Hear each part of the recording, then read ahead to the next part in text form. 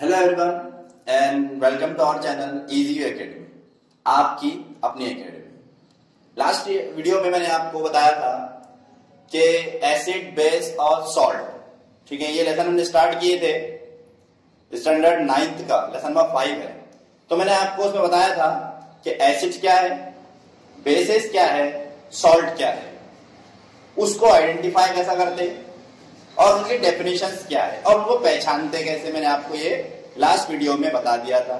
Remaining जो video है हमारा, वो वीडियो आज मैं आपको बताने वाला हूं। उसमें what is pH meter, what is universal indicator, what is neutralisation reaction and the last one हम देखेंगे कि reaction of acid with metals, metals के साथ एसिड क्या रिएक्शन करता है और क्या प्रोडक्ट हम गेन करते हैं उससे। लेकिन वीडियो शुरू करने से पहले जो लोग हमारे वीडियो पर नए हैं और जिन्होंने हमारे चैनल को अभी तक सब्सक्राइब नहीं किया है, सब्सक्राइब कीजिए हमारे चैनल को और प्रेस द बेल आइकन, तो आपको हमारी हर अपडेट टाइम पर मिलती रहेगी।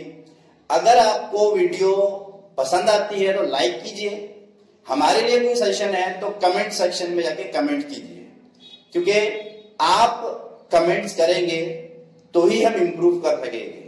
आपको अगर कुछ हमसे समझना है, कोई लेक्चर आपको समझना है, हमारे से कोई भी टॉपिक समझना है, तो आप कमेंट्स कीजिए, तो वो टॉपिक इंशाल्लाह हम हमारे नेक्स्ट वीडियो में कवर करेंगे, मैथ्स में भी और साइंस में भी, क्योंकि आपका सपोर्ट ही हमारी स्ट्रेंथ है। हमारा आज का वीडियो और हमारा जो पहला डिस्कशन का टॉपिक है वो है पीएच मीटर। सबसे पहले तो आपको पता होना चाहिए पीएच क्या है। सो pH stand for potential of hydrogen.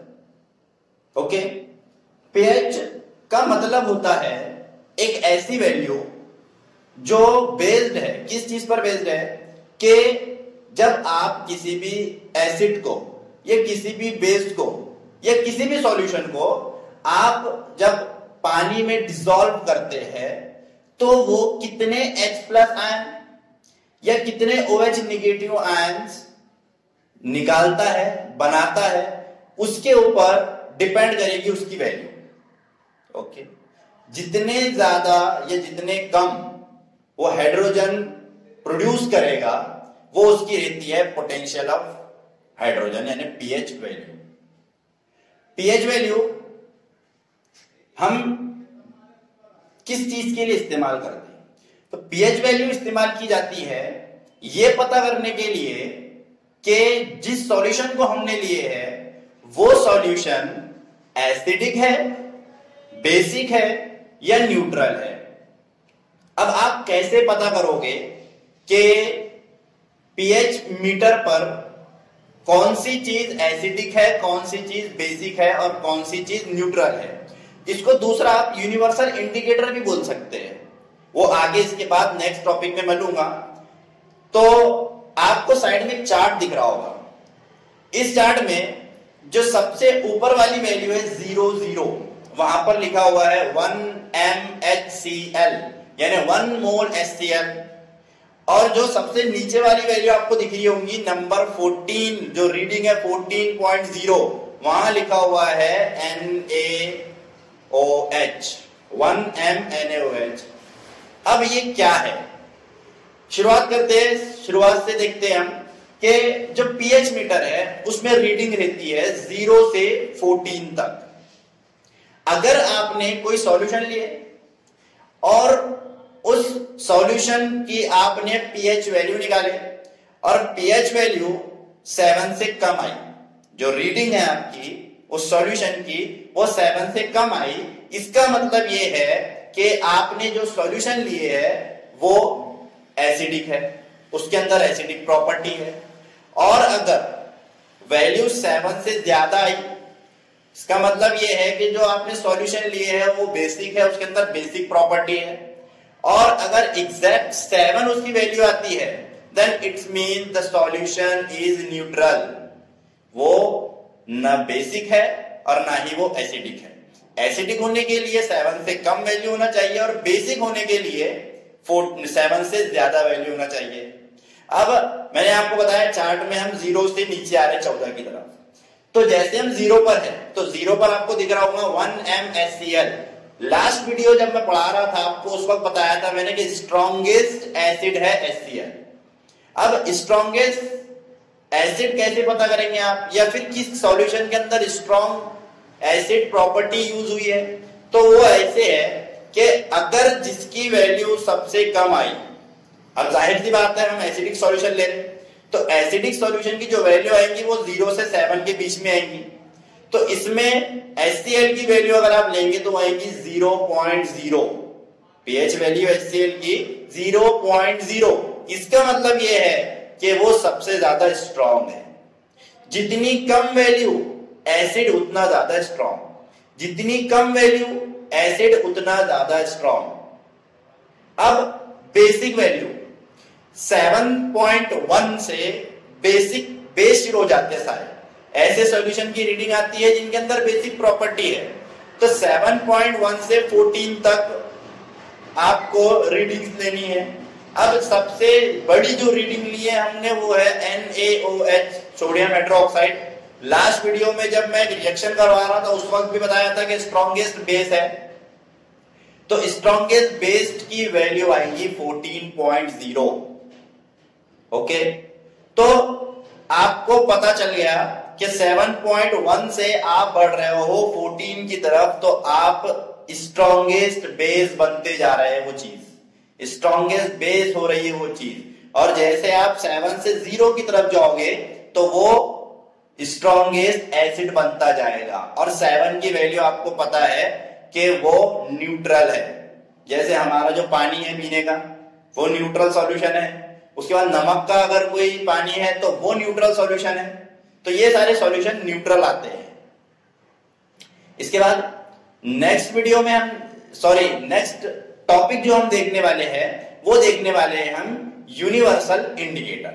Next topic है यूनिवर्सल इंडिकेटर। यूनिवर्सल का आपको मतलब पता है, यूनिवर्सल का मतलब होता है जो वर्ल्ड वाइड यूज हो रहा है, और इंडिकेटर का मतलब होता है शो करना। अब ये कुछ चीजें आपके सामने लिखा हुआ मैंने, लिटमस है, जामुन है, टर्मरिक है, मिथिल ऑरेंज है और फिनोल्फथलीन है। ये कुछ चीजें यूनिवर्सल इंडिकेटर के तौर पर यूज की जाती है। अब ये किस चीज को शो करती है, किस चीज को इंडिकेट करती है? ये इंडिकेट करती है एसिडिक सॉल्यूशन को, बेसिक सॉल्यूशन को और न्यूट्रल सॉल्यूशन को। फॉर एग्जांपल लिटमस ले लेते हैं। लिटमस एक पेपर आता है जो 2 कलर पेपर है, 2 कलर पेपर है, एक ब्लू है और एक रेड है। अगर आपने एसिडिक सॉल्यूशन लिए और उसमें आपने ब्लू लिटमस पेपर डाल दिए वो रेड हो जाएगा, और अगर आपने बेसिक सॉल्यूशन लिए उसमें आपने रेड लिटमस पेपर डाले वो ब्लू हो जाएगा। इंडिकेट कर दिया, शो कर दिया कि सॉल्यूशन एसिडिक है या बेसिक है। इन सब में वही होता है, ये सब कलर शो करते हैं। फिनोल्फथलीन भी, मिथिल ऑरेंज भी, टर्मरिक भी, जामुन भी और लिटमस भी, ये सब कलर शो करते हैं। और इसके अलावा अभी जो पहले पढ़ाया आपको मैंने पीएच मीटर, तो वो पीएच मीटर भी एक इंडिकेटर है। तो जो इन चीजों को शो करता है क्या वो एसिडिक है या बेसिक है, ये इन सब के अंदर कलर चेंज हो जाएगा। जैसे ही आप एसिडिक सॉल्यूशन में डालोगे कलर डिफरेंट, जैसे ही बेसिक सॉल्यूशन में डालोगे कलर डिफरेंट, सॉल्यूशन का कलर चेंज हो जाएगा। तो हम पता कर लेंगे कि वो एसिडिक है या बेसिक है।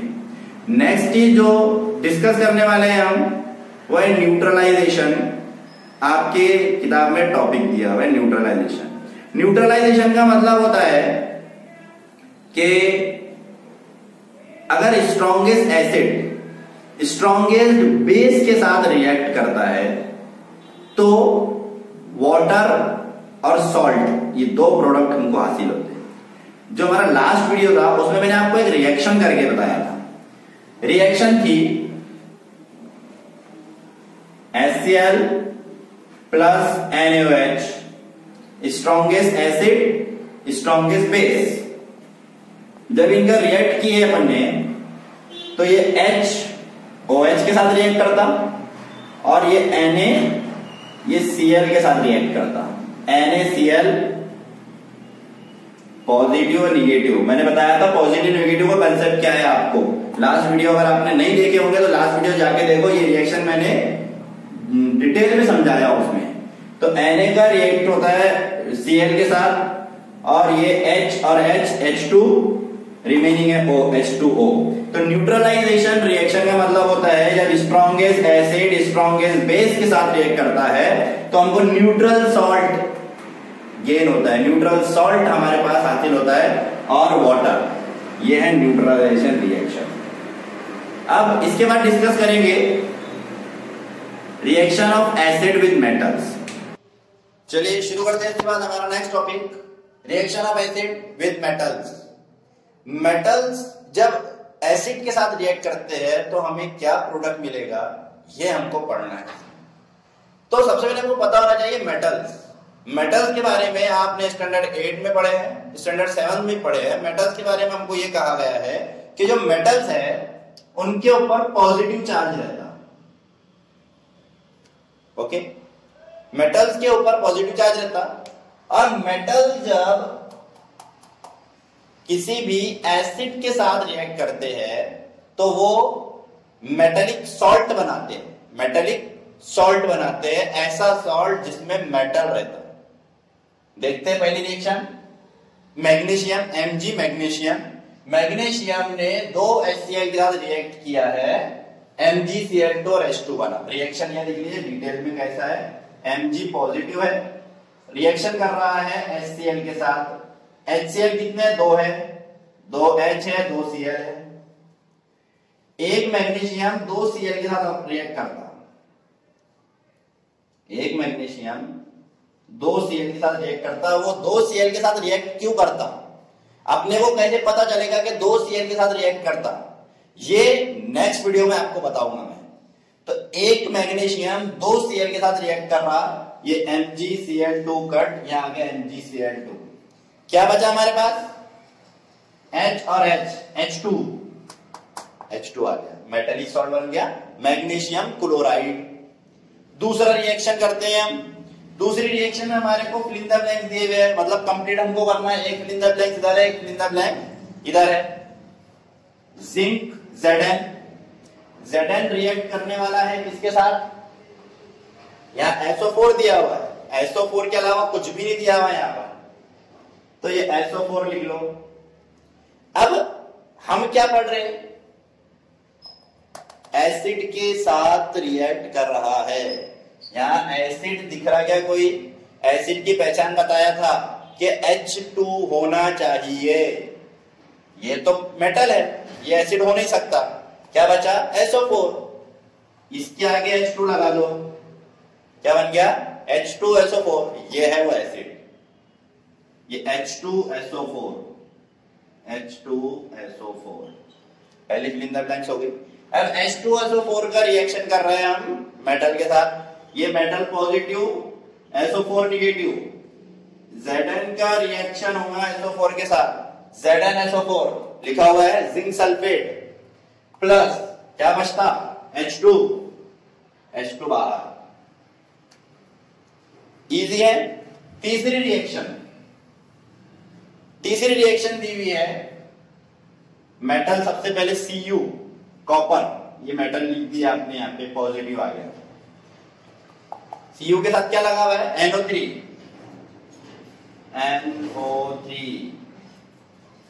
अब जाहिर सी बात है, ये तो मेटल है, मतलब ये एसिड होगा 100%। एसिड है, H लग जाएगा, HNO3। NO3 कितने थे यहाँ पे, दो। Hb कितने थे, दो, मतलब इसको दो से मल्टीप्लाई करना पड़ेगा, 2HNO3 लिख दो यहाँ पे, 2HNO3। रिएक्शन करके देख लेते ये आता कि नहीं आता। ये एक Cu लिखा मैंने, और यहाँ पे लिखा मैंने H2, और NO3 भी दो बार है, तो ये NO3 दो बार। एक Cu ने रिएक्ट करा दो NO3 के साथ, तो ये एक Ca दो NO3 के साथ रिएक्ट करता, तो NO3/2 बाहर इतने लिखा हुआ है ब्रैकेट के, मतलब दो NO3 है, प्लस क्या बचा हमारे पास, H2, ये H2 आ गया। आई होप आपको वीडियो पसंद आया होगा। ऐसे ही और आगे जो टॉपिक्स है हमारे इस लेसन के वो नेक्स्ट वीडियो में कवर करेंगे। Thank you, have a good day.